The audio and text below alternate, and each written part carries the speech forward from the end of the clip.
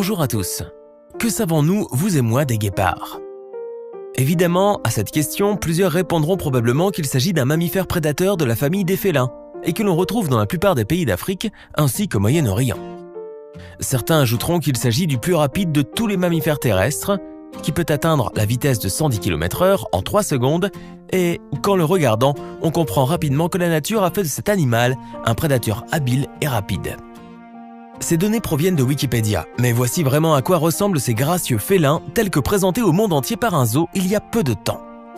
Ces vidéos et ces photos en ont étonné plusieurs, mais quand leur origine a été connue, les gens ont vraiment été fascinés par ce qu'on y voit. Donc il n'y a pas si longtemps, un zoo aux États-Unis a mis des petits chiots en cage avec des guépards et les a laissés vivre là. En pensant à ces petites bêtes sans défense laissées en tête-à-tête avec ces monstres du règne animal, on pourrait s'attendre au pire.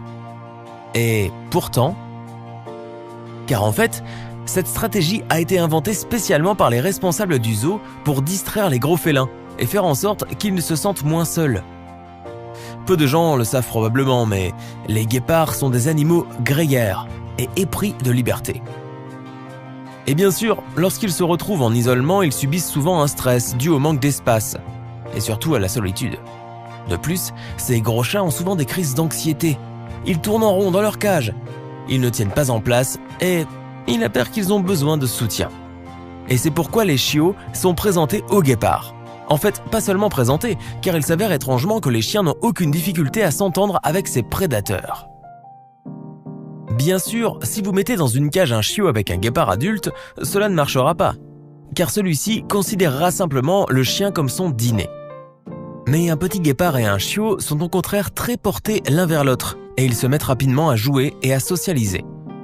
Et de cette façon, le petit prédateur nerveux devient un animal de compagnie joyeux, aussi confiant envers les gens que peut être un chien. En grandissant côte à côte, ces animaux restent doux, et surtout, ils deviennent des amis pour la vie. Et même après de longues séparations qui peuvent parfois durer plusieurs années, ils se reconnaissent toujours. C'est ce qui est arrivé à Kumbali, un bébé guépard qui est né le 12 mai 2015 au zoo de Richmond. Contrairement à ses frères et sœurs, il était à sa naissance si faible qu'il n'avait même pas la force de se battre avec les autres petits pour sa nourriture. Ceux-ci le maltraitaient, il perdait du poids et s'affaiblissait de jour en jour. Et il est fort probable que cette jolie petite bête n'aurait pas survécu, mais les gardiens du zoo ont décidé de faire une expérience radicale. Comprenant que sa vie était en jeu, ils l'ont arraché à sa mère et ont commencé à le nourrir eux-mêmes. Avec le temps, le faible petit a pu reprendre ses forces et il a commencé à manger tout seul. Kumbali a ensuite été ramené à sa mère avec les autres petits, mais à ce moment, la famille l'avait déjà oublié, comme cela arrive malheureusement aussi parfois chez les autres espèces. Et la vie est redevenue difficile pour le bébé, car sa propre famille ne l'acceptait pas. Et même s'il était déjà en bonne santé physique, les gardiens comprenaient qu'il lui manquait quelque chose. Il semblait triste et passait tout son temps couché, à fixer le même endroit. Nul besoin d'être un spécialiste pour comprendre que Kumbali était en train de mourir de solitude. Incapables de supporter ce triste spectacle, les gardiens ont alors décidé de venir une fois de plus en aide au petit guépard. Et c'est ce qui arriva, mais ce ne fut pas une tâche facile. Car il fallait tenir compte de nombreuses choses, comme l'âge, la taille et une douzaine d'autres critères. Mais les gardiens sont finalement parvenus à trouver pour Kumbali une autre petite bête dans une situation semblable. C'est ainsi que Gago, alors jeune chien, a été sauvé de l'euthanasie. Malgré son jeune âge, le pauvre animal avait déjà enduré toutes les épreuves de la vie. Il vivait dans un refuge pour animaux où les conditions étaient horribles et où les chiens n'avaient pas d'avenir. Des défenseurs des animaux ont découvert l'endroit, puis ils ont commencé à chercher de nouveaux propriétaires aimants pour les pauvres chiens. Et c'est de cette façon que les gardiens du zoo ont trouvé Gago. Le jeune chien en jouet convenait parfaitement pour jouer le rôle de l'ami de Kumbali, d'autant qu'il avait le même âge que lui. Mais évidemment, personne ne pouvait savoir exactement si les deux animaux s'entendraient bien et si quelque chose de bon pourrait sortir de l'expérience. Car après tout, il n'est pas rare de ne pas aimer ses nouveaux voisins. Et quand Kumbali et Gago se sont vus pour la première fois, ils ne semblaient pas très à l'aise. Les deux animaux se regardaient avec appréhension et même avec une certaine méfiance. Mais bientôt, le miracle s'est produit. Gago s'est lentement dirigé vers Kumbali, puis il a reniflé et, après un moment, il lui a montré qu'il lui plaisait. Il a alors commencé à vouloir jouer avec le bébé guépard, qui de toute évidence n'arrivait pas encore à comprendre ce qui se passait et quel était cet animal qui lui mordait la queue. Le petit guépard était impressionné par ce grand gaillard qui se tenait devant lui, mais il a vite commencé à s'y intéresser à son tour. La curiosité et la nature amicale de Kago ont fait le reste, prouvant une fois de plus qu'il n'y a pas de meilleur compagnon dans la vie qu'un chien. Mais à ce moment, les employés du zoo n'imaginaient pas à quel point serait puissante l'amitié entre ces deux animaux si différents, mais réunis par un destin semblable. Peu de temps après, Kumbali a commencé à refuser d'être séparé de son nouvel ami. Et ils ont dû être placés ensemble dans le même enclos. Leur lien se renforçait de jour en jour. Et ils jouaient ensemble toute la journée, s'inventant continuellement de nouveaux jeux. Et les visiteurs du zoo adoraient les regarder lorsqu'ils jouaient à cache-cache et se poursuivaient. Les deux amis batifolaient ensemble jour et nuit, sans même remarquer qu'ils grandissaient très vite.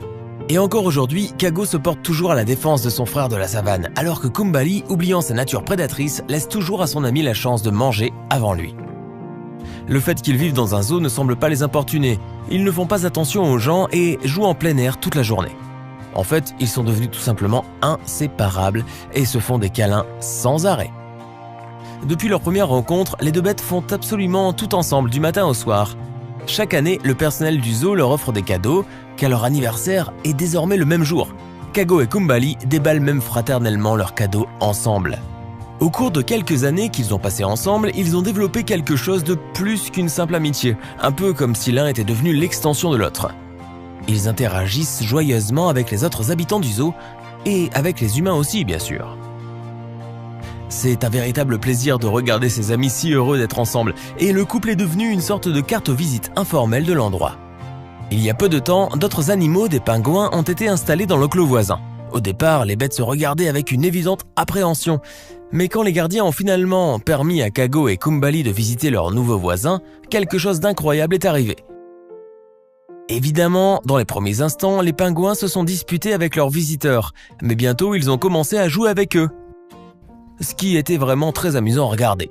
Mais le plus drôle est sans doute leur relation avec leur nouveau voisin, un petit cochon, qui passe désormais son temps à agacer Kago et Kumbali, qui ne savent bien sûr pas que cette petite bête sera bientôt un énorme animal de 100 kilos. Et c'est à ce moment qu'il sera vraiment intéressant de les voir interagir. Depuis leur première rencontre, beaucoup de temps s'est écoulé.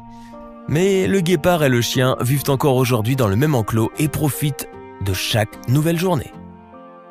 Cette histoire montre bien que même des animaux aussi extérieurement différents peuvent s'entendre et créer des liens incroyablement forts. Chose que nous, humains, n'arrivons pas toujours à faire. Et c'est une autre preuve que nous avons encore bien des choses à apprendre d'eux. Alors, que pensez-vous de ce couple inhabituel ? Écrivez-nous votre opinion dans les commentaires et n'oubliez pas de vous abonner à notre chaîne Telegram. À bientôt.